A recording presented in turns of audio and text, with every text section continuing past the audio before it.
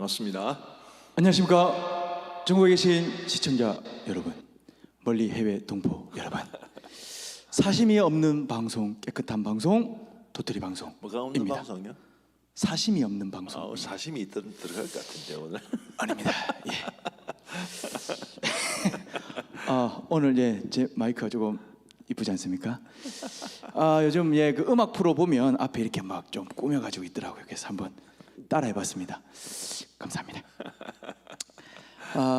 오늘 이거 하기 전에 예. 방금 이제 그 김 목사님 고모님께서 글을 올리셨는데 참 너무 감사합니다. 지금 미국에서 지금 이 새벽에 지금 이 방송 거기는 새벽 2시인가 3시입니다. 예, 저희 샌프란 감사합니다. 시스코 저도 지부 고모라고 불러야 되겠는데. 해외 동포 여러분 중에 한 분이십니다. 예. 목사님, 오늘은 5월 28일인데요. 그렇죠. 예, 이제 5월 28일 날 생일 맞으신 분들 오늘 한번 축하를 해주는 것이 어떨까 하고 생각이 들어서 제가 준비를 좀 했습니다. 왜 하필 5월 28일 생일 맞은 사람들입니까? 그냥 오늘 좀 해보고 싶더라고요. 28일. 그냥 해보고 싶어가지고. 네, 실제로 불꽃을 피우면 위험하기 때문에 지금. 불꽃이 보이십니까? 좀 더. 생일 축하합니다. 되겠습니까? 박지사님 생일 축하합니다. 오늘 5월 28일 생일 맞으신 분 다들 축하드립니다. 사심이 없는 방송, 도토리 방송입니다. 있을 것 같은데. 좀 빠르게요. 생일 축하합니다. 생일 축하합니다. 5월 28일 생일 맞으신 분들 생일 축하합니다.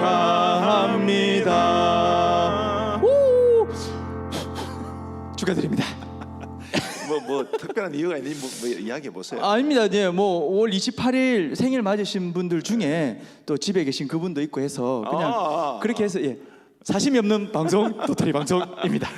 오늘 뭐 눈치채신 분들은 아시겠지만 우리 김동희 목사님 사모님 생일인가 봅니다. 이런 사실이 넘치는 방송이 돼가지고 전혀 원래 계획을 하고 있었는데 김여미 집사님 사심 가득한 방송. 아닙니다. 속된 말로 아다리라 하지요. 그게 좀 맞은 겁니다. 감사합니다. 아다리는 굉장히 신학적인 용어. 그렇습니까? 아닌 것 같죠? 아닙니다. 정직한 방송, 깨끗한 방송, 사심이 없는 방송, 전 국민이 사랑하는 도토리 방송입니다. 감사합니다. 오늘 찬양으로 또 방송의 문을 활짝 열어보도록 하겠습니다. 우리 장로님께서도 우리 며느리 생일입니다 이렇게 올려주셨어요. 그러니까 이따 있으니까요, 목사님. 제가 다 이렇게 조사. 축하합니다. 도토리 방송 진행자만이 누릴 수 있는 특별한 사심인 것 같아요. 여기 우리 며느리 생일입니다. 이분은 저랑 좀 가까운 분이시군요. 오늘 저녁에 식사하셨나요? 못했습니다. 그렇습니까? 그러면 오늘 이거 마치고 식사하시나요? 기도회가 있습니다, 목사님. 기도회. 그러면 가장 가깝게 예정되어 있는 식사가 내일 아침이네요. 그렇습니다. 오늘 아침에 제가 미역국을 직접 끓여가지고 면은 걷어내고 무슨 말씀인지 아시겠습니까? 요즘 소고기 미역국 라면, 정말 미역국 같더라고요. 그래가지고 집사람 몰래 그걸 끓여가지고 면은 다 빼버리고 다 줬는데 바로 들켜버렸습니다. 우리 저희 장모님 보시면 안 될 텐데요. 어쨌든 미역국 했다라는 것, 사심이 없는 방송. 어쨌든 우리 진행자께서 좀 사심이 많은 것을 이해해 주시기 바랍니다. 어쩌겠습니까, 뭐. 언능 찬양으로 하나님께 영광 돌리도록 하겠습니다. 이 지금 그림에서 상황에서 벗어날 수 있는 피난처가 되시는 우리 하나님. 그렇습니다. 그런 뜻이죠. 하나님은 우리의 피난처가 되시며 찬양 드리도록 하겠습니다.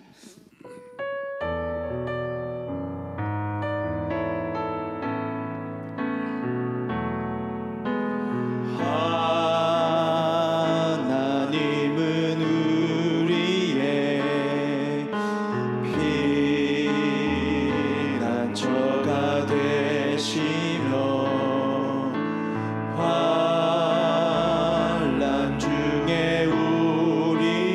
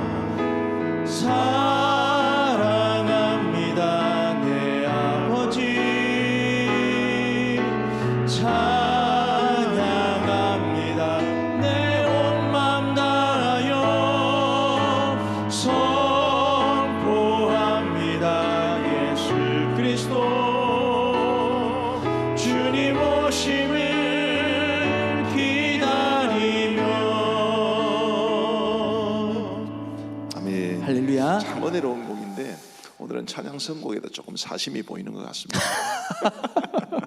이 상황을 모면하시려는. 아무래도 지금 여러 많은 분들이 생일 축하를 하는데 이게 전혀 의도하진 않은 건데요. 사모님이 뭐 답글을 올려야 될 것 같은데. 예.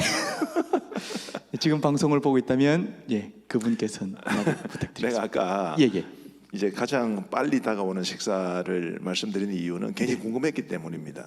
사모님이 이 상황을 굉장히 즐기신다면 내일 아침 식사에 반찬이 많을 것이고 지금 굉장히 우리 남편도 와저라는 이러면 내일 아침 밥을 굶길 것 같아요. 어느 쪽일지 굉장히 궁금합니다. 다음 주에 말씀드리겠습니다. 감사합니다. 오늘은 목사님께서 이 화음을 안 넣으셨는데요. 못 넣은 거예요. 그렇습니까? 내가 다 넣은 거 아니에요. 제가 이제 찬양곡을 이렇게 선곡하는 중에 이런 생각이 들었습니다. 목사님께서 화음을 넣지 못하실 곡들이 뭐가 있을까? 이제 뭐 많은 곡들 알고 계시는데요. 어쨌든 알고 계심에도 불구하고 넣지 못하는 곡, 율동이 있는 곡은 하지 못하실 것이다. 그런 생각이 조금 들었습니다. 그래가지고 이제 앞으로 선곡 중에 중간중간에 율동 있는 곡을 한번 기대해 주시기 바랍니다. 제가 찬양을 하고 김동희 목사님 율동을 하실 겁니다. 제가 또 제 무덤을 판 것 같습니다. 오늘 목사님께서 출애굽기 말씀으로 또 계속해서 말씀의 은혜를 나누어 주시겠습니다. 오늘 뭐 성경을 이제 말씀드리는 게 시간이 좀 늦어졌지만 좀 양해해 주십시오. 우리 사심 가득한 김 목사님 덕분에 좀 그렇습니다. 아니 이거 하정덕 목사님 무슨 답을 달라는 거죠? 꼭 답 주세요 이렇게. 사모 저희 집사람 말하는 것 같습니다. 답 사모님이. 자 이제 오늘 출애굽기. 제가 지난주에 우리 출애굽 직전에 이제 명함이 있다고 그랬습니다. 이스라엘 백성들에게 있어서 혹은 하나님의 이 역사하심에 있어서 아주 밝은 쪽과 또 어두운 쪽이 있다고 말씀을 드렸는데 이 밝은 쪽 명함 중에 명을 좀 말씀을 드리면요. 우선 이제 가족의 민족이 되는 무려 70명에서 60만 3,550명으로 엄청나게 불어나는 그런 지극히 밝은 점이 있었죠. 네. 또 이스라엘의 번성을 막으려는 애굽의 시도가 있었지만 이 시도 자체는 암이지만 어두운 부분이지만 그런 이 애굽의 악한 시도가 있었음에도 불구하고 아무 소용이 없었다. 하나님께서 그런 중에도 이스라엘을 지켜주셨다는 것은 밝은 부분이 되겠지요. 그리고 위대한 민족의 지도자 모세를 준비시키신 것도 이제 명이 되겠습니다. 자, 근데 제가 우리 목사님한테 좀 질문 좀 드리고 싶은데 애굽에 내려간 야곱 가족의 수가 몇 명이라고요? 70명. 또 그 이제 잠깐 보니까요 75명이라고 성경에 보면 70명이라고도 나오기도 하고 75명으로 나오기도 합니다. 한번 창세기 46장 26절부터 27절은 이제 70명으로 분명히 나오죠. 출애굽기에도 70명으로 나와요. 그러면 사도행전 7장 14절을 보시면 목사님 한번 읽어주시겠습니까? 요셉이 사람을 보내어 그의 아버지 야곱과 온 친족 75사람을 청하였더니 여기 몇 명으로 나옵니까? 75명. 제가 이제 성도라시고 목사님에게 질문을 합니다. 목사님, 왜 어떤 데는 70명으로 나오고 어떤 데는 75명으로 나오나요? 70명 됐다가 그 이제 인원수를 세는 그 텀에 5 쌍둥이가 나온 겁니다. 죄송합니다. 무리수를 던졌습니다. 좀 이단 나올 것 같은데. 조금 어려운 설명이긴 합니다만은 제가 예전에 여기에 대해서 질문을 한번 받은 적이 있습니다. 그래서 조금 설명을 이런데 궁금해하시는 분이 계실지도 모르겠다. 궁금 안 하면 어쩌죠? 궁금합니다, 목사님. 너무너무 궁금합니다. 우리 반사님 좀 어떠신가요? 괜찮아요? 고개를 격하게 이렇게. 조금 이제 어려운 내용이 될지도 모르겠는데요. 사실은 이런 이야기는 뭐 이런 도토리 방송이 아니면 듣기 어려운 이야기가 되겠다 싶어서 맞습니다. 설교 중에 듣기는 조금 어려운 이야기를 할 텐데 가급적 재미있게 하겠습니다. 우리 성도님께서 이해를 해주시면 좋겠습니다. 벌써 재밌습니다, 목사님. 참 세상 살아가는 법을 안다니까. 자, 이 70과 75 이것을 이해하기 위해서는 마소라 본문과 70인역이라는 것을 알아야 됩니다. 목사님 아시죠? 예, 목사님. 마소라 본문이 뭐예요? 마소라 학파가 그죠? 마소라 학파는 뭡니까? 맛을 잘 보는 학파? 예, 이 마소라 본문은 마소라 학파가 정한 확정한 본문인데요. 이 마소라 학파는 이 마소라라는 뜻이 전통을 물려주는 사람 이런 뜻입니다. 이제 이것을 이해를 하려면 이제 뭐부터 이야기해야 되느냐면 히브리어로 구약 성경이 기록되었는데 성경의 원본은 하나도 없죠. 아시죠, 그죠? 네, 목사님. 물 마시는데 지금 급급해가지고 원본은 하나도 없습니다. 그러면 수많은 사본들이 있는데 이게 원본이 뭐냐? 굉장히 궁금하지 않겠어요? 네. 그죠? 우리가 성경의 무엇을 성경에는 오류가 없다 이렇게 이야기하는데 그거는 원본에 오류가 없다는 뜻입니다. 원본 자체가 없잖아요. 네. 그러면 우리가 성경을 우리가 지금 가지고 있는 이 성경에 이제 우리도 번역 성경을 가지고 있습니다만은 이 번역 성경도 결국 무언가를 근거로 해서 번역이 된 건데 네. 그 가장 근거가 되는 본문이 뭐냐? 이것이 우리에게는 문제가 되겠죠. 네. 그것을 수많은 사본들을 연구해 가지고 본문을 확정한 사람들이 마소라 학파입니다. 네. 그러니까 우리는 마소라 학파에 굉장히 많은 빚을 지고 있는 거죠. 엄청난 빚을 지고 있는 것. 그분들이 아니었으면 이 우리가 가지고 있는 성경의 원본을 그러니까 성경의 본문을 확정짓기가 어려웠을 거예요. 이 마소라 학파는 어떤 한 단기간 동안에 활동한 학파가 아니라 주후 500년경부터 950년경까지 무려 한 450년 정도 활동을 했습니다. 이분들이 하신 굉장히 중요한 일은 이제 원문의 확정, 네. 굉장히 중요하죠. 원문의 확정. 그다음에 그걸 보존해서 물려주고 전통을 물려주는 사람이라고 그랬잖아요. 네. 저기 말하는 전통이라는 것은 성경의 원본이라는 뜻입니다. 원문. 그다음에 이 히브리어는 원래 자음밖에 없잖아요. 네. 그렇죠. 김동현 이러면 기역, 디귿, 희연, 희엇. 맞습니다. 그다음에 이제 니언도 들어가겠죠. 자음이 네. 니음도 들어가고 이렇게 하는데 그래서 이제 이 히브리어가 사실은 이제 이스라엘이 나라가 멸망됨으로써 또 뿔뿔이 흩어짐으로써 이게 언어가 사어가 되었단 말이에요. 죽은 언어가 되었단 말이에요. 예. 그러니까 발음 자체를 이제 잊어버린 겁니다. 발음 자체를. 그래서 이 마소라 학파는 원래 자음만 있던 그 단위에 모음을 붙여가지고 읽었어요. 히브리어에 모음을 붙이는 건 굉장히 어렵습니다. 목사님 아시죠? 네. 히브리어 배워보셨죠? 예, 배웠습니다. 히브리어 배우다가 히브리해지지 않으셨나요? 헬라어 배우다가 헬렐레해지고. 예, 그런 말이 있습니다. 예. 굉장히 어렵습니다. 예를 들어서 히브리어는 이제 동사 같은 경우에 주로 3개의 자음에다가 그 다음에 모음을 붙이는데 모음을 붙이는 방법이 120가지가 안 넘어요. 그것을 읽는 사람이 이제 붙여가면서 읽었던 겁니다. 네. 그죠? 네. 예를 들면 제 이름은 제인호입니다. 우리 집 사람 이름은 장명희죠. 예. 이니셜을 따면 똑같아요. 지읒, 이영, 희읒. 그렇습니다. 우리 얼마나 성경적인 부분입니까, 그죠? 예. 너건 안 그러죠. 근데 이 마소라 학파는 바로 그 본문을 정확하게 넣음으로써 이제 본문 이해를 정확하게 우리에게 전달해 줬다는 측면에서도 굉장히 큰 역할을 감당하시던 분이죠. 지금 우리가 가지고 있는 이 성경이 어디에서 번역됐느냐 하면 바로 그 마소라 텍스트, 마소라 본문에서 번역이 된 겁니다. 근데 70인역이라는 게 또 있어요. 네. 70인역이라고 하는 것은 히브리어로 된 구약 성경을 이제 그리스 헬라말 우리 예수님 당시에는 이 헬라말이 국제 통용어였습니다. 지금은 영어가 통용어지만 네. 알렉산더 대제가 이 그리스 헬라 제국을 뭐 엄청나게 그 영토를 넓히면서 이 헬라어를 세계 곳곳에 심어 놓았기 때문에 헬라어가 공통어였기 때문에 히브리어를 헬라어로 처음으로 번역한 것이 바로 70인역입니다. 왜 이게 70인역이냐면 전설이 있습니다. 그야말로 전설입니다. 이집트의 왕, 그 당시 이집트는 기독교 국가였어요. 이집트의 왕이 이제 이스라엘 지파가 12지파 아닙니까? 네. 12지파를 상징하는 거기에다가 곱하기 6을 하면 72가 나오잖아요.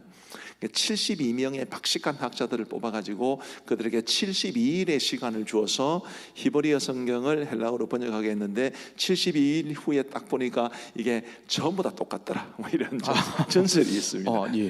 굉장히 재미있죠. 그래서 이제 굉장히 공신력 있는 번역 성경으로 오래전부터 기독교계 내에서는 주목을 받아왔습니다. 우리 한국 그리스도인들은 잘 모르시죠. 예. 근데 그 목사님 정교회라고 아시나요? 정교회요? 예. 무슨 정교회가 있습니까? 그리스 정교회 뭐 네. 그런 거 못 들어보셨어요? 러시아 정교회, 루마니아 정교회, 가음 정교회 이런 거 못 들어보셨나요? 순간 다른 어떤 애들을 발라다가 예, 그 정교회에서는 지금도 70인역을 예배용으로 사용합니다. 그만큼 아주 공신력 있는 그런 본문인데요. 신약 성경 저자들이 구약을 인용할 때 이 70인역에서 인용한 경우가 많습니다. 왜 그러냐면 신약 성경의 저자들이 살아가던 1세기 때는 이 70인역으로 구약 성경을 봤거든요. 그래서 이 70인역이 굉장히 의미가 있는데 이 70과 75 차이는 바로 여기서 나옵니다. 이 마소라 텍스트, 마소라 본문에서는 70명을 이야기할 때 야곱도 포함하고 요셉도 포함하고 요셉에게는 두 아들이 있다고 생각을 합니다. 근데 70인역에는 야곱과 요셉이 빠져요. 왜냐하면 야곱의 가족이라고 했으니까 야곱은 빠져도 안 되겠습니까? 그렇죠. 그다음 요셉은 이미 내려가 있으니까 그래서 야곱과 요셉을 빼고 우리 성경에는 요셉의 자녀가 둘만 나오거든요.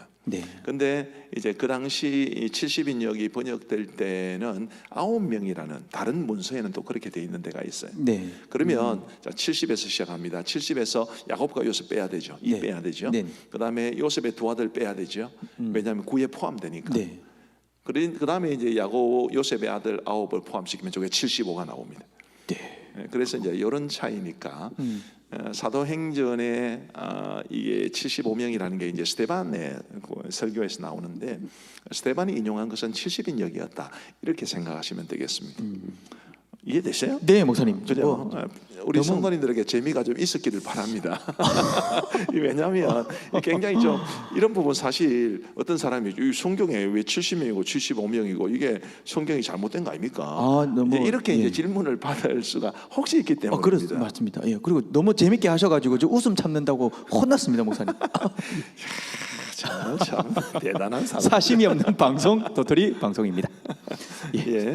근데 이제 그러면 이제 이렇게 되면 무슨 문제가 생기느냐 하면 자 그러면 우리가 이 성경이 원본도 없는 성경을 믿을 수가 있느냐 이런 이제 질문을 또 할 수가 있죠. 근데 그것을 위해서 사해사본이라는 걸 좀 아시면 좋겠습니다. 사해사본이라는 것은 세상에는 사본이 엄청나게 많아요. 성경 사본이 뭐 아마 수십만 개가 될 겁니다. 근데 그 중에 현존하는 구약 사본으로서는 최고 이게 가장 오래된 최고의 사본일 뿐만 아니라 구약 성경 거의 전부를 포함한다는 측면에서 이 사해사본은 굉장히 중요합니다.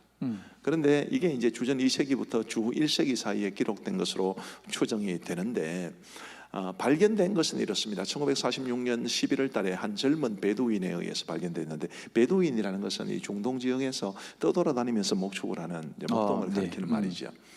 그 다음 그림 한번 보여주시겠습니까? 지금 이게 이제 사해사본이 발견된 곳인데요. 저기 중간에 동굴 같은 게 보이시나요? 그 다음 화면 한번 보여주시면 이렇게 동굴이 하나 보일 겁니다. 이 사해사본이 발견된 동굴이 모두 11개인데 이 베두인들이 이제 뭘 했든지 하여튼 저 밑에서 저 동굴 속으로 돌을 던져 가지고 넣는 그런 놀이를 한 모양입니다. 꼭 김동현스럽게. 아니 왜 저기에 돌을 던졌는지 잘 모르겠는데. 그러니까요. 어떤 이제 이 젊은 베두인이 저기에 돌을 딱 던졌는데 쨍그랑 소리가 난 거예요. 쨍그랑 소리가. 그래서 저기 뭔가가 있다. 만약에 뭐 보물이 숨겨져 있다 이러면 굉장한 거잖아요, 그죠? 그렇습니다. 그래서 이제 올라갔는데 그때 수많은 항아리가 있고 보물은 없었고 사해사본이 들어 있었는데 이것은 그 어떤 보물보다도 중요한. 근데 이 사해사본과 마소라 사본을 비교해 보니까 99.99%가 동일했습니다. 99.99%라고 한 것은 예를 들면 오늘 목사님께서 아침에 미역국을 소고기 미역국 라면을 끓였다. 이렇게 이야기할 때 중간을 좀 빼고 미역국을 끓였다. 이렇게 말하는 거 그런 정도의 차이. 하였느니라 하셨느니라 이런 차이. 그런 정도의 차이밖에 예를 들면 그렇다는 것입니다. 그만큼 이 마소라 본문이 믿을 만하다. 그래서 여러분 우리 성경은 믿을 만합니다. 사실은 교회 역사에는 성경이 믿을 수 없다라고 생각하고 비판하는 사람들이 굉장히 많이 있어 왔습니다. 네. 성경의 역사, 우리 기독교의 역사는 이 성경이 비록 원본은 없지만 믿을 수 있는 원문을 가지고 있다는 것을 입증해내는 싸움이었다고 볼 수 있겠습니다. 네. 전 세계 신학자들 가운데 아마 성경이 전부 다 하나님의 말씀이라는 것을 못 믿는 사람들의 수가 더 많을 겁니다. 비판학자들이죠, 비평학자들. 근데 우리가 가지고 있는 이 성경은 분명히 신뢰할 만하니까 여러분들께서 충분히 믿으실 수 있습니다. 70과 75를 이렇게 설명하기 위해서 많은 것을 이야기한 것 같아요. 예. 도토리 방송이니까 맞습니다. 성도님도 예. 이해를 해주실 것이라고 생각을 합니다. 설교 시간에 이거 이야기하면 네, 거의 뭐 3분의 힘들겠죠. 1이다 이거죠. 예. 자, 근데 출애굽 직전에 명암 가운데 밝은 부분만 있는 것은 아닙니다. 어두운 부분도 있습니다. 그 가장 중요한 어두운 부분은 이스라엘 백성들이 하나님을 섬기지 않았다는 거죠. 네. 자, 모세가 아론과 더불어 바로 앞에 섰을 때 했던 첫 번째 말이 이 말이었습니다. 출애굽 9장 1절을 한번 읽어주십시오. 그 후에 모세와 아론이 바로에게 가서 이르되 이스라엘의 하나님 여호와께서 이렇게 말씀하시기를 내 백성을 보내라. 그러면 그들이 광야에서 내 앞에 절기를 지킬 것이니라 하셨나이다. 네, 감사합니다. 절기를 지킨다라는 것은 사실은 하나님 앞에 예배를 드린다는 뜻입니다. 네. 그 말은 지금 이스라엘 백성들이 물론 뭐 노예 생활 중이기도 했지만 하나님을 지금 제대로 예배하지 않고 제대로 섬기지 않았다는 것을 이야기하는 거죠. 네. 바로가 아마 이스라엘 백성들을 억압하지 않았다면 그들은 계속해서 애굽에서 눌러 앉으려고 했을 겁니다. 왜요? 이 애굽 사람들 입장에서 보면 요셉의 가족이라면 은인이잖아요, 은인. 네. 그들을 7년 흉년에서 건져낸. 그래서 아주 극진하게 대접을 했을 것이기 때문에 아마 바로가 이스라엘 백성들을 억압하지 않았더라면 그들은 애굽에서 눌러 앉으려고 했을 겁니다. 하나님을 잊어버리고, 네. 하나님을 예배하지도 않고, 하나님을 섬기지도 않고. 그래서 우리 하나님께서 이제 모세를 통해서 10가지 재앙으로 이 이스라엘을 아주 이 애굽을 혼주를 내시는데 그 10가지 재앙 가운데 제일 앞에 3가지 재앙은 이스라엘 백성들도 애굽 사람들과 똑같이 경험했습니다. 네. 앞에 3가지 재앙이 뭔지 아세요? 그 피게이 해가지고 피게이. 그 12가지 어떻게 외우셨어요, 모세 어릴 때? 그냥 뭐 이렇게 막 외우다가 까먹고 외우다가 까먹고. 그렇습니다. 나는 이렇게 주로 외웠습니다. 앞제 피게 입하축 도구 매암장 이렇게 외웠어요. 우리 어릴 때는 피게. 피 개구리 이 파축 파리 가축의 주건 도구 매암장 독종 우박 메뚜기 암흑 장자의 주건 이렇게 이제 외웠습니다. 근데 이게 피 개구리 이게 이스라엘 백성들이 똑같이 경험한 거란 말이에요. 자, 목사님 한번 생각해 보세요. 네. 수돗물을 틀면 피가 나와요. 생수를 마시려고 생수를 들었는데 이 생수가 갑자기 피가 됐어요. 네. 견딜 수 있겠습니까? 네, 좀 힘들겠죠. 네. 목사님께서 퇴근하고 집에 가시는데 문을 여니까 개구리가 튀어나와요. 옷장을 열어도 개구리가 튀어나오고 살 수 있겠습니까? 이는 또 어떠세요? 이런 엄청난 끔찍한 고통을 이스라엘 백성들이 애굽 사람들과 똑같이 경험했다는 것은 그들도 하나님의 징계를 받았다는 것을 뜻합니다. 하나님의 백성으로 부름을 받았지만 하나님을 섬기지도 않고 하나님을 예배하지도 않고 그러니 그들이 하나님의 징계를 받은 것인데 굉장히 안타까운 일입니다. 그런 상황이 이제 출애굽 직전에 이스라엘 백성들의 어두운 측면이었습니다. 그런 상황 가운데서 이제 민족의 지도자 모세가 등장을 합니다. 요 모세의 등장부터는 또 새로운 이야기니까 찬송 한 구절 하고 우리 계속하겠습니다. 목사님 제가 질문하고 싶은 게 있는데 오늘 창원에도 비 왔습니까? 예, 비가 저는 어제 이제 신대원에 가서 강의를 하고 오늘 내려왔는데요. 중부지방에 비가 엄청 많이 왔어요. 운전하기 힘들 만큼. 근데 운전을 하다가 제가 이제 이런 생각이 들었습니다. 비가 오면 이게 어떤 노래가 생각이 나는가? 목사님 비가 오면 그 유행가 이런 거 말고. 방금 부르려고 했는데 내가 목사님 수준을 아니까. 근데 혹시 뭐 생각이 납니까? 비가 오면요? 네, 비가 오면 사람이 비가 오면 좀 센티멘탈해지잖아요.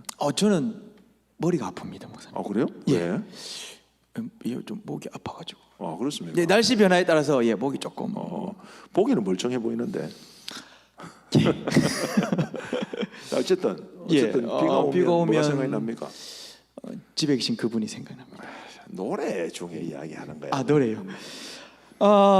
목사님 제가 너무 세속적인 것 같습니다. 네, 우리 김경모 집사님 비가 내리고 음악이 흐르면 이것도 유행가죠, 그죠? 예. 내가 목사님 머릿속에 있던 거 한번 생각 예, 해볼까요? 예. 비가 오면 생각나는 그 사람, 그거 할라 했죠. 딩동댕입니다. 예. 근데 사실은 예.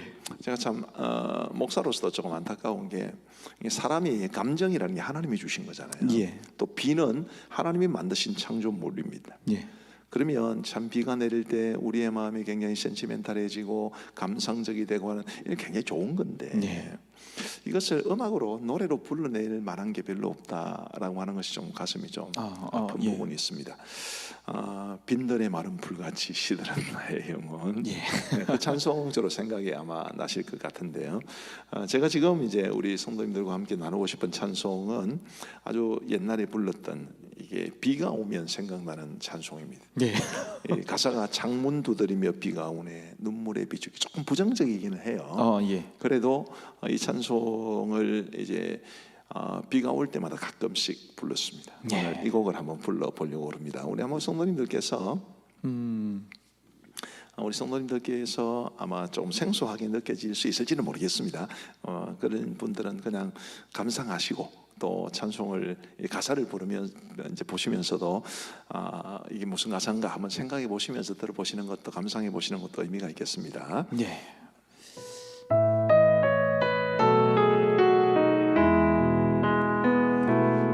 창문 두드리며 비가 오네 눈물의 빗줄기 자녀를 위하여 오래 느껴온 이 세상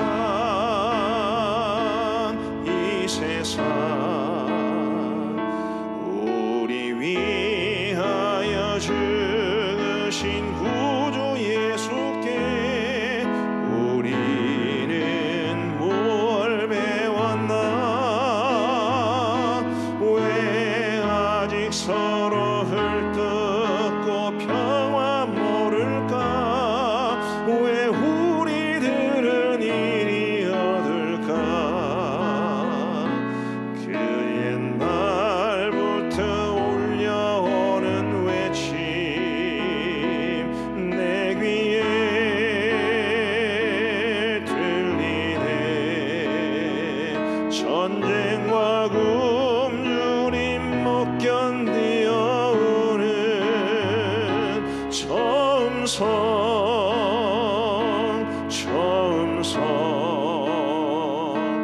우리 위하여 죽으신 구주 예수께 우리는 뭘 배웠나 왜 아직 서로 헐뜯고 평화 모를까 왜 우리 눈은 이리 얻을까 창문 두드리며 비가 오네 눈물의 빗줄기 내 온갖 두려움 벗어버리고서 비 속을 달리네 우리 위하여 죽으신 구주 예수께 우리는 뭘 배웠나 왜 아직 서로 헐뜯고 평화 모를까 왜 우리들은 이리 얻을까 목사님 잘 모르시는 곡이죠? 예, 저는 오래된. 한 번도 들어보지 못한 곡입니다. 조금 부정적이기는 해요. 그래도 이제 비가 오면 생각나는 찬송입니다. 한 곡 더 하려고 그래요. 예. 이제 좀 밝은 것으로. 예, 감사합니다. 참 아름다워라 주님의 세계는 참 우리 하나님께 지으신 창조물이 너무 아름답습니다. 우리 찬송을 한번 같이 불러보십시다. 네. 화음을 할지도 모릅니다.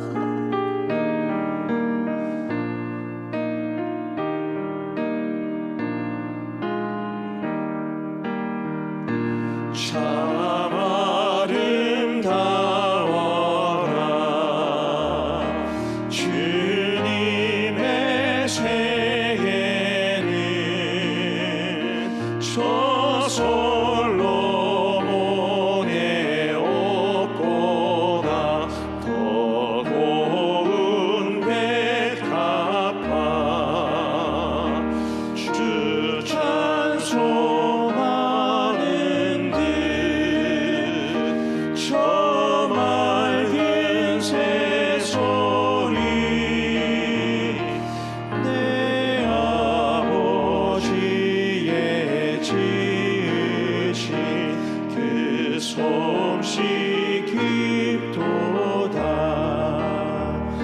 참 아름다워라. 주님의 생애는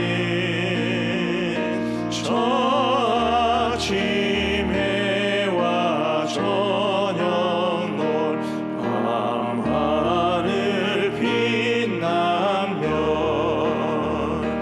茫茫한 바다와 늘 푸른 봉우리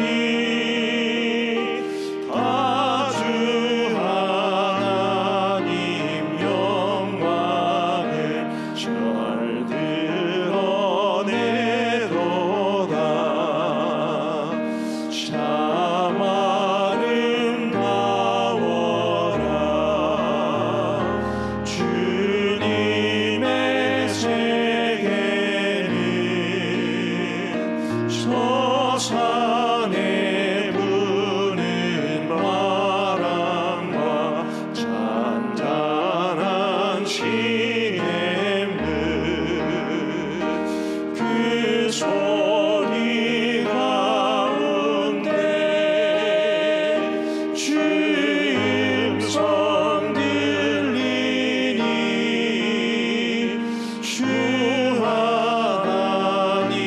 하나님의 큰 뜻을 알듯 하도다. 아멘. 예. 목사님 잘하신 겁니다.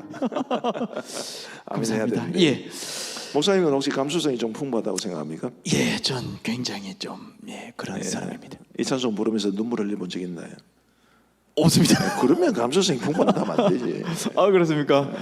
저는 가끔 이 찬송 부르면서 우리 주님이 지으신 이 자연도 너무 좋고 이 좋은 자연을 주신 하나님 은혜가 너무 좋다 싶어서 가끔 울컥하고 이 덩치에 안 맞게 눈물 흐르고 그런 적이 있습니다. 전 아직 멀었나 봅니다. 예, 전 비가 오면 생각나는 그 사람 부르면서 이렇게 감동하고 눈물을 흘리는데 저는 아직 멀었나 봅니다. 예, 예, 방송 목사님 찬양 중에 저희 집사람한테 카톡이 와가지고 이렇게 카톡 내용을 공개하려고 했는데 그렇게 하지 말고 이렇게 전해만 달라고 합니다. 예, 축하해주신 성도님들 감사하다고 인사말 전해달라고 그분께서 연락을 주셨습니다. 그분께서. 예. 네. 감사합니다. 예, 도토리 중간 광고 보시고 난 이후에 계속해서 지난주에 중간 광고 없었죠? 지난주에 있었습니다, 목사님. 있었어요? 예. 뭐 PPL 광고 있었습니까? PPL은 없었습니다. 예. 지금 이제 PPL을 하기에는 조금 고민이 많은 업종이 남아 있습니다. 이게 법률사무소, 그다음에 피아노 아니, 다 학원. 가야지. 가도 되겠습니다. 그럼요. 꽃집은 이제 곧 방문할 건데요. 예. 조금 고민이 되는 법률사무소는 도대체 어떻게 해야 될까? 예. 아무튼 공장도 가보시고. 공장도 곧 가볼 겁니다. 알겠습니다. 숙제를 주신 목사님 감사합니다. 도토리 중간 광고 보시고 계속해서 말씀 이어가도록 하겠습니다.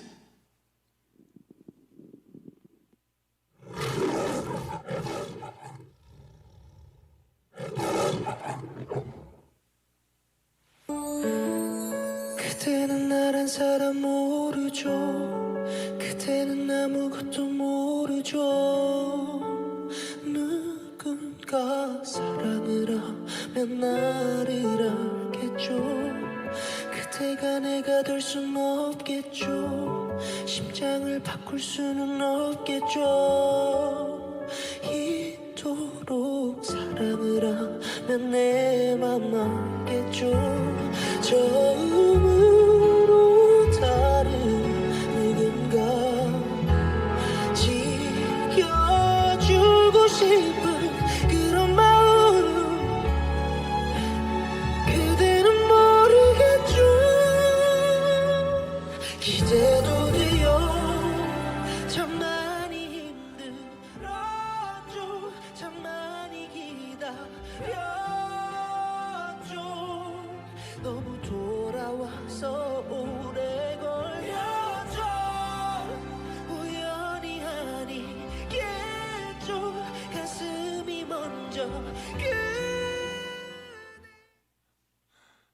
아니 갑자기 19금이 된 거. 예, 전혀 사심이 들어가 있지 않는 방송. 하지만 설레임이 가득한 방송, 도토리 방송입니다. 예. 예, 선재랑 예, 소원이 찬스 예, 한번 썼습니다. 예. 출연료를 주시나요? 그 생각 못했네요, 목사님. 한번 드리도록 준비하도록 하겠습니다. 예. 계속해서 목사님 예 말씀 이어가도록 하겠습니다. 예, 감사합니다. 이제 출애굽기 하면 이제 모세를 이야기하지 않을 수 없죠. 예, 그렇습니다. 민족의 지도자 모세.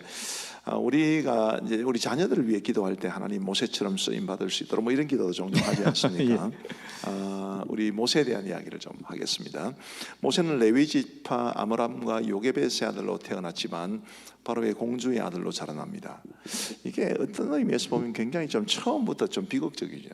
그죠? 네. 처음부터 비극적입니다. 생모가 있지만 뭐 생모의 손에 자라나지 못하는 어떤 사람은 이제 요게벳이 이제 미리암이 바로의 공주를 만나서 우리 히브리 사람 가운데 뭐 아이에게 젖을 먹일 사람을 구해줄까요? 이래가지고 네. 허락을 받아서 구해주지 않습니까? 네. 어떤 목사님도 그렇게 이야기하는 걸 들었는데, 이거 자기 아이에게 밥도 젖도 먹이고 돈도 받고 얼마나 좋나? 나는 이 성경은 그렇게 이해가 안 돼요. 너무 물질주의적인가 이거? 한 번도 생각해보지 못한 예. 굉장히 비극적인 것입니다, 사실은. 예. 자, 그러나 이 모세가 될 수 있었던 것은 그가 바로의 공주의 아들로 살아가기보다는 이스라엘 백성들, 그 고난 당하는 자기 백성들과 함께 되기를 원했다는 측면이죠. 예. 자, 우리 히브리서 11장 24절부터 26절에서 모세에 대해서 말해주는 본문을 목사님께서 한번 읽어주시면 예. 좋겠습니다. 믿음으로 모세는 장성하여 바로의 공주의 아들이라 칭함받기를 거절하고 도리어 하나님의 백성과 함께 고난받기를 잠시 죄악의 낙을 누리는 것보다 더 좋아하고 그리스도를 위하여 받는 수모를 애굽의 모든 보화보다 더 큰 재물로 여겼으니 이는 상 주심을 바라봄이라. 아멘. 자, 바로의 공주의 아들이라 칭함받기를 거절했다. 이것은 뭐 굉장한 것 아니겠습니까? 요즘 흔히 금수저, 은수저, 뭐 흑수저, 뭐 이런 이야기 하는데 그 당시에 바로의 공주의 아들이라면 뭐 다이아몬드 수저라고 해도 부족함이 없을 그렇습니다. 어마어마한 그런 자리인데 그것을 포기하고 도리어 하나님의 백성과 함께 고난받기를 더 좋아하고 이런 것은 정말로 놀라운 일이 아닐 수 없습니다. 그런데 이런 모세의 모습을 통해서 우리가 배워야 할 것은 뭐냐면 하나님께서는 하나님 나라를 위해 자신을 포기하는 사람들을 사용하신다는 사실이죠. 네. 이건 굉장히 중요한 이야기입니다. 하나님 나라를 위해 자신을 포기하는 사람들, 나의 뭐 즐길 수 있는 것, 또 가질 수 있는 것 이런 모든 것들을 포기하고 오직 하나님을 위해 선신하는 사람을 하나님께서는 쓰시죠. 그런데 이런 모세의 모습이 세상 사람들은 어떻게 비춰질까요? 기침 말하지 말고 얼마나 어리석게 보이겠습니까? 얼마나 어리석게 보이겠어요. 그러나 하나님은 어떻게 보시겠습니까? 바로의 공주의 아들이라 칭함받는 그 엄청난 자리를 포기하고 고난받는 자기 백성과 함께 했던 이 모세의 결단을 하나님이 어떻게 보실까? 하나님이 이것보다 더 크게 보실 것이 별로 없다 할 정도로 하나님은 정말로 크게 보실 겁니다. 그러니까 우리가 이 세상의 것들에 목매여 사느냐 아니면 하나님을 위해서 사느냐 뭐 이 중요한 차이인데 우리가 하나님을 위해서 살면 세상 사람들 눈에는 어리석게 보일 수도 있겠습니다.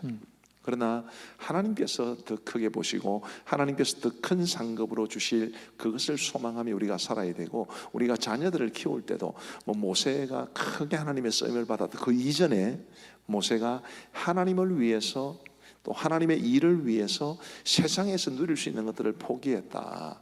이것부터 출발을 해야 될 것 같아요, 그죠? 네. 이것도 누리고 저것도 누리고 세상에서 더 큰 자가 되고 그렇게만 보면 이 모세의 인생을 좀 잘못 보시는 거지.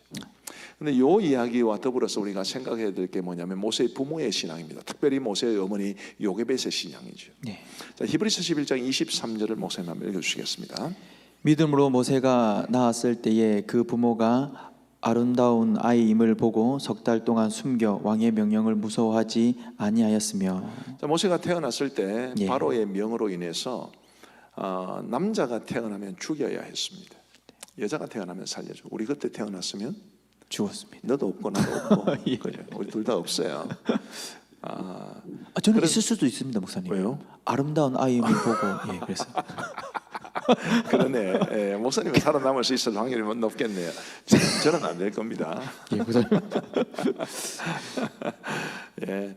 자, 이 아름다운 아이 이게 이제 굉장히 주목할 만한데 이게 예. 헬라어로는 아스테이오스라고 그럽니다. 이게 뜻이 이제 크게 두 가지가 있는데 하나는 모양이 아름다운. 예. 우리 성경 번역은 요거를 딴 겁니다. 나는 두 번째가 더 좋은 것 같아요. 이 아름다운이라는 의미가 있는 무슨 의미를 가지고 있느냐면 하나님께서 받으실 만한 혹은 하나님께 만족스러운 이런 뜻입니다. 네. 그러니까 이 아므람과 요게벳이 아이를 낳았어요. 김동현 같은 아이를 낳은 것입니다. 너무 예쁜 거예요. 할렐루야. 오, 세상에 이런 아이가 있구나. 그런데 뭐 아이가 태어나면 남자아이가 태어나면 죽이라고 그랬는데 이 아이를 죽이지 않으면 부모가 죽는단 말이에요. 이 잘생긴 자기 자녀를 보고 자기 생명을 걸 부모가 있겠습니까? 예. 그리고 솔직히 말하면 예. 새로 태어난 아이가 예쁘면 얼마나 예쁘겠어요. 네가 아무리 예뻐도 처음 태어났는데 그 뭐 아름답겠어요. 아닙니다, 목사님. 아름다울 겁니다. 예. 보기에 빨가이 그런 거 아니에요. 쪼글쪼글하이. 그렇습니다. 예. 저는 이 요게벳이 아스테이오스라는 이 단어를 가지고 추론을 하면 이 요게벳이 믿음의 눈으로 자기가 낳은 아들을 보면서 이 애가 정말 하나님의 쓰임을 받을 아이다. 네. 그런 확신을 가졌을 거예요. 그러면서 자신의 생명이 위태로울지도 모르는 그런 결단을 합니다. 이 애는 죽이질 수 없다. 얘는 내가 반드시 살려야 된다. 그러면서 그 어려운 상황을 이제 만들어냅니다. 그죠? 네. 방주를 작은 방주를 하나 만들고 거기에 모세를 띄워서 이제 보내죠. 자, 그리고 감사하게도 이제 이 생모가 요게벳이 모세에게 젖을 먹일 수 있는 아이를 키울 수 있는 그런 상황이 됐는데, 자 그러면 자 이거 한번 목사님 한번 생각해 보세요. 네. 어쨌든 모세는 바로의 왕궁에서 자라나지 않았습니까? 네. 그런데 요게벳 그러니까 모세의 생모는 이 유모에 불과하잖아요. 그렇습니다. 예. 그러면 모세가 누구로부터 자신이 이스라엘 백성이라는 것을 알게 되었겠습니까? 요게벳을 통해서. 그죠? 예. 그럼 요게벳이 만약에 모세에게 젖을 먹이면서 너는 이스라엘 사람이란다. 만약에 이렇게 가르쳤을 때 이 애가 말을 하기 시작하면서 나는 이스라엘 사람이래. 예. 만약에 이렇게 되었다면은 바로의 왕궁에서 어떻게 됐겠습니까? 그렇죠. 예. 살아 있을 수 그죠? 없겠죠. 예. 요게벳이 모세에게 젖을 물리는 유모의 역할을 하면서 이 모세에게 민족 정신, 그가 히브리 사람이라는 것을 강조했던 것은 그것은 생명을 담보로 하는 것이었습니다. 저는 우리 믿음의 부모들이 우리 아이들을 하나님의 사람으로 키워갈 때 정말 이런 용기가 있어야 된다고 생각해요. 우리 아이를 통해서 하나님이 행하실 일들을 바라봐야 되고 그리고 정말 이 세속화된 사회 속에서 하나님의 사람으로 살아갈 수 있는 그것을 위해서 우리 부모가 마치 생명을 걸듯 우리 아이들을 믿음으로 양육해야 한다고 생각을 합니다. 요게벳은 생각할수록 굉장합니다. 굉장합니다. 그죠? 그리고 그런 어머니 밑에서 이런 아들이 나오는 거죠. 목사님 주변에 잘 키우고 계시죠? 선배하고 저렇게 좀 바람 나는 듯한 그런 모습이 있다 할지라도 잘 키우고 있을 거라고 생각합니다. 자, 모세 같은 경우에 이제 모세 인생은 흔히 잘 아시는 대로 세 단계로 나눕니다. 각각 40년이에요. 바로의 왕궁에서 40년, 또 광야에서 40년, 그리고 민족의 지도자로서 이스라엘 백성들을 영도한 세월이 40년. 그래서 1기, 2기, 3기 이렇게 나눌 수 있습니다. 참 이게 가만히 생각해 보면 바로의 왕궁에서 보낸 그 40년 사실 나이 40살이면 정말 좋을 때 아니겠습니까? 그렇습니다. 그런데 그렇게 혈기왕성하고 어떤 의미에서는 모세가 원하기만 한다면 자신의 정체를 그렇게 많이 드러내지 않고서 애굽의 상당히 높은 지위에까지 올랐다가 어쩌면 왕위 서열, 이 계승 서열에서도 상당히 높은 자리였을 텐데 네. 바로가 될 수도 있었지 않았을까? 그렇죠. 예, 목사님. 그럼 엄청난 힘과 체력적으로 건장하고 그리고 열정도 혈기도 있었던 그때가 더 큰 일을 할 수 있지 않았을까 싶은데 네. 하나님의 뜻은 80세가 될 때 쓰시는 것이었습니다. 네. 그죠? 네. 그것도 40년 동안 미디안 광야에서 사람도 만날 수 없는 그런 곳에서 거의 이 말하는 법조차 잊어버렸다 할 정도로 네. 그렇게 외롭고 고독한 세월을 40년을 보냈는데 그 80세 된 노인을 하나님께서 쓰셨다는 것은 참 우리 하나님께서 쓰시는 사람의 기준이 우리가 생각하는 것하고 좀 다를 수 있다 싶은 생각이 들어요. 네. 이런 모세의 삶은 하나님의 나라는 사람의 열정이나 혈기가 아니라 혹은 능력이 아니라 혹은 위치가 아니라 순종과 믿음으로 세워진다는 것을 잘 보여줍니다. 네. 아무리 나이가 많아도 쓰임받지 못할 사람은 없고 아무리 나이가 어려도 또 쓰임받지 못할 사람은 없다. 이런 것들을 보내주는 거죠. 네. 자, 이 모세에 대해서 제가 질문을 하나 드리면 모세를 어떤 점에서 위대한 영적 지도자라고 말할 수 있을까요? 하나님께 쓰임을 받았던 사람, 네, 또요. 그리고 하나님과 친밀한 교제를 나눴던 사람. 예. 예. 지금 컨닝하고 계시죠. 우리 한이바람님께서 요게벳의 눈물의 기도가 있었을 듯합니다라고 쓰셨는데 확실히 그럴 것 같습니다. 아마 여성들은 아실 겁니다. 이런 남성보다는 여성들이 훨씬 더 모성애가 있기 때문에 그 어려운 와중에 이 아들을 이 자기 아들이지만 자기 아들이라고 부를 수 없는 또 엄마라는 소리를 들어야 되는데 엄마라는 이야기를 못 듣는 네. 그런 애틋한 마음으로 그가 얼마나 눈물로 아이를 키웠을지 짐작할 수 있는 부분이죠. 자, 모세를 왜 위대한 지도자라고 말할 수 있을까에 대해서 몇 가지를 말씀을 드리겠습니다. 우선은 하나님의 능력으로 애굽의 10가지 재앙을 내리고 홍해를 가르는 등 숱한 이적을 행한 것 자체가 하나님의 쓰임을 크게 받았다는 것을 말해주는 거죠. 네. 우리 신명기 34장 11절 12절을 목사님 네. 읽어주시겠습니다.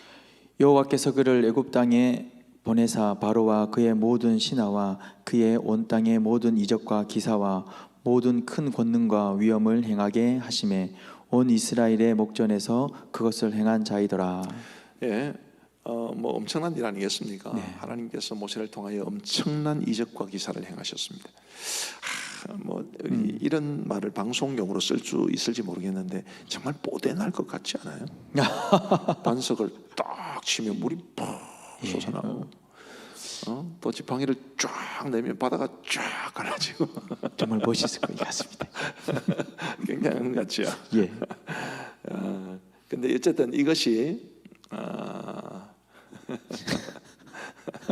우리 김태환 장님 재미있는 이야기 하시는데 월급 받으면서 아들 키우는 게 즐거운 것만은 아니었네. 예, 그렇습니다. 자, 어쨌든 이 숱한 이적을 행한 것은 이 모세가 위대한 민족의 영적 지도자라는 것을 네. 분명히 보여줍니다. 근데 그것만 있는 것은 아닙니다. 자, 두 번째로 이 모세에게 있어서 그가 위대한 민족의 지도자라고 불림받았던 것은 그가 하나님과의 깊은 교제와 친밀감을 누렸다는 거죠. 네. 우리 신명기 34장 10절을 목사님 한번 읽어주시겠습니다. 그 후에는 이스라엘에 모세와 같은 선지자가 일어나지 못하였나니 모세는 여호와께서 대면하여 아시던 자요. 아멘. 저는 이 성경의 인물들에 대한 평가를 할 때 아주 감동적인 평가들이 몇 번 있습니다. 근데 모세와 관련해서 모세는 여호와께서 대면하여 아시던 자요. 저는 이 말씀도 너무 좋습니다. 나도 하나님께서 나를 대면하여 아시면 좋겠다. 물론 이것은 문자적으로 시내산에서 그가 하나님을 대면했던 그것을 뜻하기도 합니다만은 그의 생애 전체적으로 봐도 그는 정말 하나님과의 깊은 친밀감을 누렸던 사람입니다. 네. 목사로 살아가고 있지만 하나님과의 친밀감이 없는 목사는 그는 목사가 아니지. 네. 저는 더욱더 하나님과의 깊은 친밀감을 누리며 살고 싶고 그런 점에서 이 모세에 대한 이런 평가가 정말 제 마음속에 깊이 와닿습니다. 우리 성도님들께서도 다른 그 무엇보다도 하나님과의 깊은 친밀감, 하나님과의 깊고 깊은 교제 그것을 누리면서 살아갔으면 좋겠다 싶습니다. 그 다음에 또 그것만 있는 것도 아니고요. 그는 백성들을 진심으로 위하는 지도자였습니다. 굉장합니다. 자, 금송아지 사건이 있었죠.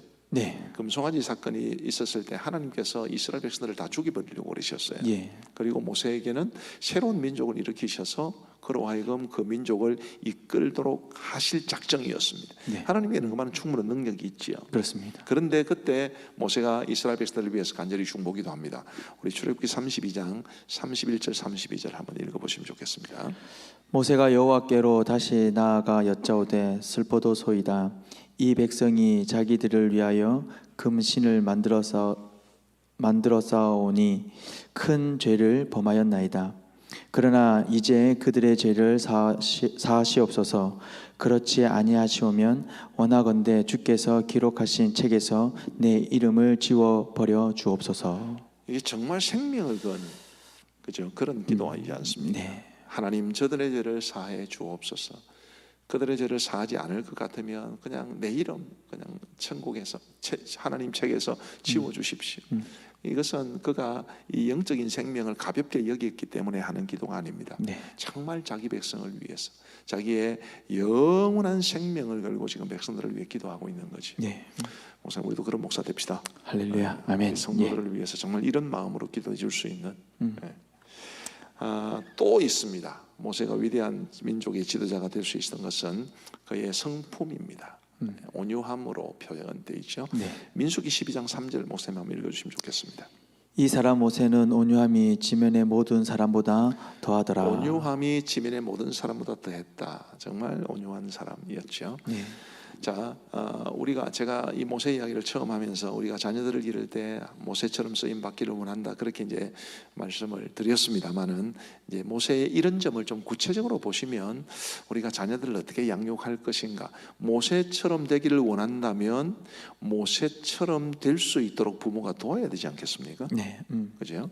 그런 측면에서 그가 하나님의 쓰임을 받는다, 하나님과의 깊고 깊은 친밀감을 누린다, 또 백성들을 진심으로 위해주는 그런 따뜻한 마음을 가진 지도자였다. 온유했다. 좋은 성품을 가지고 있었다.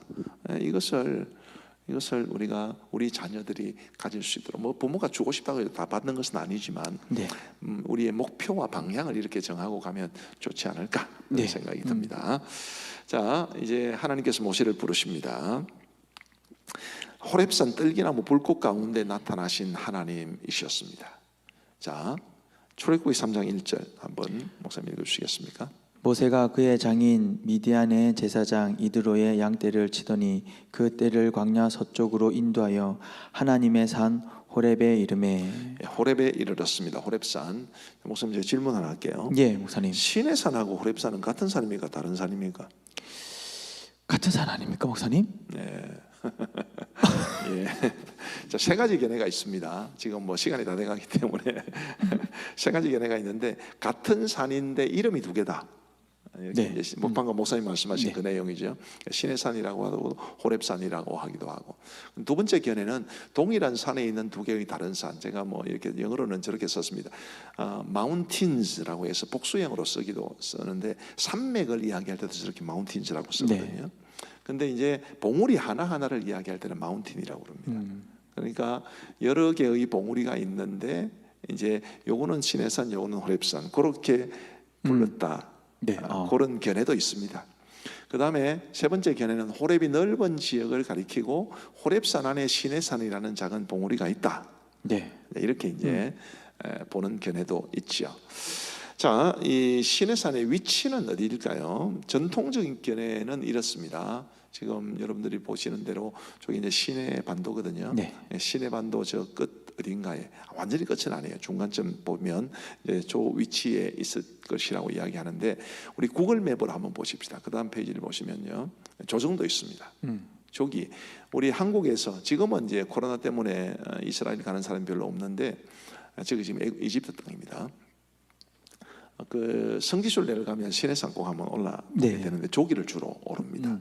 여기 이제 전통적인 의미에서의 시내산의 위치인데, 그러나 근래에는 저기가 아닐 것이다라고 생각하는 사람들이 많습니다. 네. 저기가 아닐 것이다.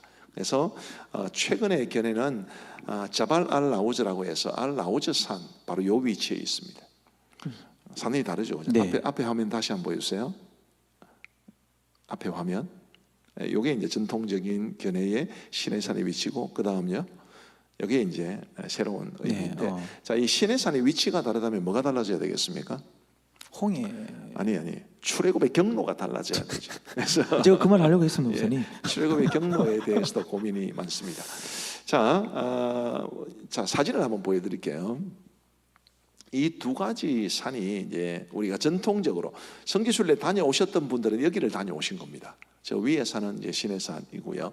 밑에 산은 시내산에서 바라본 전경입니다. 아주 장엄하죠. 근데 이제 전통적인 이 견해에 대해서 여기는 시내산이 아닐 것이다라고 생각하는 사람들의 주장은 뭐냐 하면, 저기 밑에가 60만 명이 넘는, 남자만 60만 명이 넘고 거의 수백만 명에 달하는 사람들이 모여 있을 공간이 없다. 그런 견해고요. 뭐 그다음에 이제 이 새로운 요 산이 시내산일 것이라고 말하는 근거가 또 역으로 말하면 전통적인 의미에서의 요 산이 이제 시내산일 리가 없다라고 말을 하는 근거가 또 되겠죠. 반박하는. 자, 그다음 페이지 한번 보여주십시오. 요게 이제 새로운 견해로 알려진 알라우저 산입니다. 자, 봉우리가 두 개 보이시죠? 그다음 화면요. 저 뒤에가 시내산, 앞에가 호렙산, 이렇게 생각하는 사람들이 최근에 많이 있습니다. 그 다음 페이지를 보시면요, 저기 동그라미, 목사님 잘 보이시는지 모르겠는데 저 끝에가 좀 새카맣지 않습니까? 좀 새카맣죠. 조금 색깔이 다릅니다. 보시죠, 그죠? 좀 새카맣죠. 그 다음 화면을 보여주시면요, 이렇게 되어 있어요. 이게 왜 저러냐면 출애굽기 19장 18절에 이런 말씀이 있습니다. 목사님 읽어주십시오. 시내산에 연기가 자욱하니 여호와께서 불 가운데에서 거기 강림하심이라. 그 연기가 옹기가마 연기같이 떠오르고 온 산이 크게 진동하며. 하나님께서 이제 연기와 불꽃, 화염 가운데 임하셨기 때문에 저 산이 저렇게 시커멓다, 이렇게 말을 하는 거예요. 상당히 일리가 있지 않나요? 조금 그렇습니다. 상당히 일리가 있습니다. 또 하나, 이제 출애굽기 32장 20절에 보시면 한번 목사님 읽어주세요. 모세가 그들이 만든 송아지를 가져다가 불살라 부수어 가루를 만들어 물에 뿌려 이스라엘 자손에게 마시게 하니라. 자, 저게 이제 금송아지 사건 이후에 있었던 일입니다. 모세가 내려와 가지고 이 사람들이 금송아지를 만든 걸 보고 뭐 굉장히 분노하죠. 그래가지고 그 금송아지를 가져다가 불살라서 부수어서 가루를 만들어 물에 뿌렸다고 했습니다. 그러면 시내가 흘러야 되지 않습니까? 그렇죠. 저 그림이 지금 이 라우저 산에서 흐르는 시내입니다. 그런데 전통적인 견해의 시내산에는 시내가 없습니다. 상당히 일리가 있지 않나요? 그렇네요. 그리고 이 전통적인 견해에서의 시내산에는 출애굽을 입증할 만한 유물이 전혀 없는데, 이 알라우저 산에는 뭐 굉장히 큰 기둥도 있고요. 그러니까 이스라엘 백성들이 홍해를 건넌 것을 기념하여 세운 그런 기둥도 있고요. 추정할 뿐이죠. 어쨌든 정확하게 시내산의 위치를 알 수는 없는데, 우리가 이 선이 성지순례라 할 때 이제 그 어떤 장소를 너무 지나치게 신격화하는 것은 바람직하지 않다. 그런 것을 생각하면 좋겠다 싶습니다. 그러면 이제 이런 질문이 하나 있을 것 같아요. 목사님, 무슨 질문입니까? 무슨 질문이 나와야 됩니까? 그러게요. 그럼 왜 저 전통적인 의미에서의 시내산이 고기라고 생각했는가? 그렇죠. 요게 나와야 되지 않습니까? 네, 그렇습니다. 자, 로마의 황제로서 기독교를 받아들인 허용한 황제가 누굽니까? 목사님 그 사람입니다. 그죠? 지금 나도 그 이름이 퍼뜩 생각이 안 나가지고 목사님한테 물어본 것입니다. 그 황제의 어머니 헬레나, 이 사람이 신실한 기독교인이었거든요. 이 헬레나가 이제 자기 아들이 왕인 황제인데, 그 황제의 허락을 받아서 이 시내산이 있는 이 전통적인 견해가 있던 그곳을 다녀갑니다. 그리고 그곳에서 이제 자기 아들 황제가 꿈속에서 본 시내산의 환상의 모습과 비슷한 산을 보고 여기가 시내산이다 그래 확정을 해버려요. 재밌죠. 그래서 그게 이제 주 300 몇십 년경인데, 그 이후로부터 저곳이 바로 시내산이라고 그냥 사람들 머리에 콘스탄티누스, 맞습니다. 우리 김경모 집사님 좋네요. 콘스탄틴 혹은 콘스탄티누스가 그 어머니 헬레나의 제안을 받아들여서 저곳을 시내산으로 확정시킨 것이고, 그로부터 한 200~300년 후에 유스타니우스라는 황제가 이제 영어로는 저스틴 황제죠. 유스타니우스 황제가 저쪽에 성 캐서린 기도원을 세웁니다. 그림을 한번 보여주십시오. 지금도 있는 여기에 성 캐서린 수도원입니다. 저 뒤가 이제 시내산이죠. 네. 그래서 어쨌든 이 콘스탄티누스의 어머니 헬레나의 영향으로 네. 저곳이 시내산으로 이제 인정을 받았는데, 그 당시에 제가 방금 이야기 드린 게 이게 전부 다 이제 근거인데, 사실은 뭐 고고학적인 근거도 없고 말굴도 없고, 그냥 자기 아들 황제가 꿈속에서 본 거 대충 이야기해 준 게 여기다, 이런 이야기 한 거예요.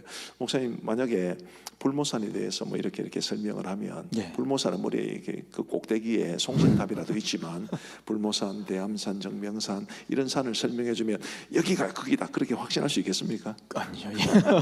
굉장히 어렵죠. 그래서 저도 개인적으로 뭐 저는 시내산 아직 안 가봤습니다. 우리 성도님들과 함께 성지순례를 할 그날이 꼭 오기를 기대하고 있는데, 어쨌든 우리가 전통적인 의미에서 찾아가는 시내산, 거기는 아마 아닐 확률이 더 높고요.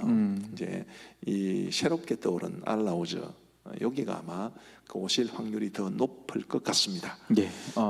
여기까지 해야 될 것 같으네요, 그죠? 오늘 좀 재미없는 이야기를 좀 하죠. 아닙니다. 성도님들 아시겠지만 제가 웃음 참는다고 정말 힘들었습니다. 참네. 사심 없는 방송, 정직한 방송, 진심 있는 방송, 도토리 방송입니다. 그래서 우리 성도님들 양해를 구합니다. 좀 어려운 이야기, 뭐 재미없는 이야기일 수도 있는데, 말씀드린 것처럼 뭐 도토리 방송이니까 제 맘대로 되죠. 그렇습니다. 그래서 평상시 예배 중에, 설교 중에는 할 수 없는 이런 이야기들을 제가 말씀을 드린 것을 양해해 주시기를 바랍니다. 목사님께서 도토리 방송을 통해서 다양한 성경적 견해와 뭐 이야기들을 해주시는데요. 참고하시고 또 도전 받으시면 좋겠습니다. SNS 목장 모임 영상 못 보여드렸는데요. 그 영상 보여드린 이후에 마지막 엔딩 영상은 그 앞전에 이제 부모님 어버이날 뭐 특집으로 이제 준비를 해서 우리 성도님들이 어머니께, 젊은 어머니를 만나면 어떤 말을 해주고 싶은가 이렇게 글을 조금 적으신 것을 약간 좀 이렇게 영상으로 만들어서 5월 마지막 가정의 달 마지막 한번 만들어 보았습니다. 두 개의 영상 보시고 목사님 기도로 방송을 마치도록 하겠습니다.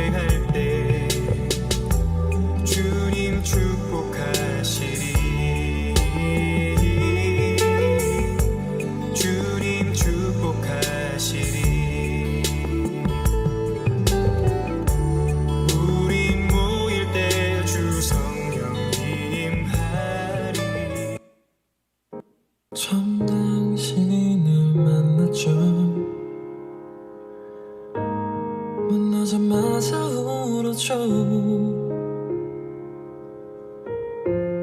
기뻐서 그랬는지 슬퍼서 그랬는지 기억도 나지 않네요. 드릴 것이 없었기에 그저 받기만 했죠. 그러고도 그땐 고마움을 몰랐죠. 아무것도 모르고 살아왔네요. 힘드셨다는 거 이제 알아요. 나 때문에 많이 우셨죠. 그땐 왜 그랬는지 몇 번이나 그랬는지 기억도 나지 않아요. 내 작은 선물을 너무 감동 마세요. 당신은 나에게 세상을 선물했잖아요. 잘할게요. 내가 잘할게요. 엄마 이름만 불러도 왜 이렇게 가슴이 아프죠. 모든 걸 주고 더 주지 못해 아쉬워하는 당신께 넌 무엇을 드려야 할지. 엄마 당신은 나의 어머니.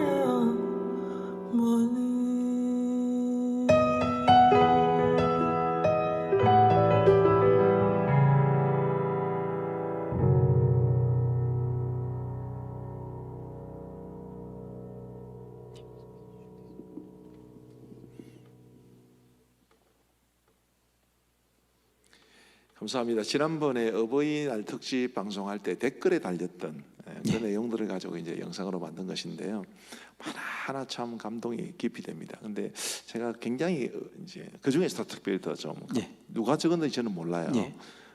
두 가지가 생각이 나는데, 하나는 엄마의 막내딸로 태어나지 않고 맏딸로 태어났으면 좋겠다. 왜냐하면 막내딸이었기 때문에 좀 적게 봤다.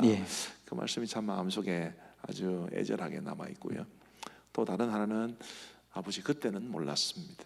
저도 그랬습니다. 저도 아버지 너무 무서웠고 또 아버지에 대한 원망도 많았는데 그때는 몰랐던 것을 지금은 조금은 알 것 같다 싶어서 굉장히 마음에 깊이 와닿네요. 우리 부모님 모두에게 잘하셨으면 좋겠고, 또 이미 이제 세상을 떠나신 우리 부모님들에 대해서는 좋은 기억만 가지고 사시면 좋겠다, 그런 생각이 있습니다. 기도하고 마치겠습니다. 하나님 아버지 감사합니다. 오늘 도토리 방송 이렇게 은혜 가운데 잘 마무리하게 하심을 감사합니다. 함께 해주신 모든 분들, 또 이 도토리 방송을 만들기 위해 애쓰신 모든 분들에게 주님의 크시는 종도하여 주시옵고, 이어지는 SNS나 혹은 줌 목장 모임을 통해서 하나님께서 우리에게 은혜 주옵소서. 감사하오며 예수님 이름으로 기도하옵나이다. 아멘. 감사합니다. 평안한 밤 되십시오.